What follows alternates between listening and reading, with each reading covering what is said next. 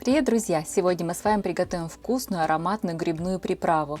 Эта приправа очень хорошо подходит для приготовления круп, таких как гречка или рис, а также хорошо подойдет к курице, к мясу, или вы можете приготовить из нее соус.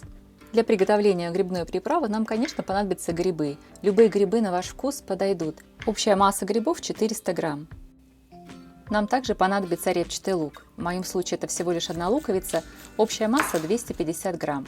Лук нам нужно будет почистить, разрезать пополам и нарезать крупными полукольцами. Готовить эту грибную приправу я буду в сушилке для овощей. Лук в сушилке просыхает очень хорошо, поэтому шинковать его очень мелко нет необходимости. Нам также понадобится морковь. Ее нужно будет помыть и почистить. Общий вес моркови где-то 200-250 грамм. Морковь достаточно плотная и сохнет она долго, поэтому нарезать ее нужно тоненькими колечками. А вот зеленый лук как раз таки сохнет очень быстро, поэтому режу я его большими такими кусочками, примерно на 4 части весь пучок. Ну а теперь осталось загрузить нашу сушилку.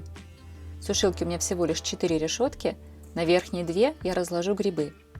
Грибы нужно будет разложить в один слой, но очень плотненько, они хорошо усыхают и не прилипают. Ставим решетки в сушилку.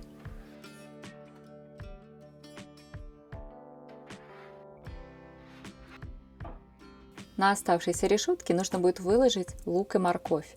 Лук репчатый не обязательно разделять на мелкие кусочки, он просохнет и так очень хорошо, но выкладываем по-прежнему плотно.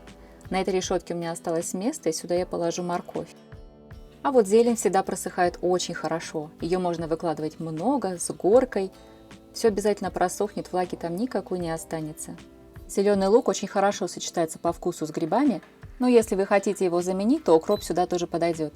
Овощи будут сушиться 10 часов при температуре 170 градусов по Фаренгейту. По Цельсию это 76 градусов.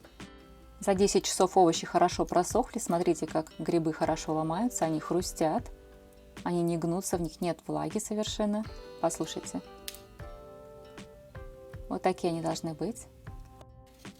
Теперь я переложу овощи в комбайн, сюда я опускаю морковь и лук, репчатый и зеленый также, их я буду перекручивать отдельно, а грибы я добавлю чуть позднее.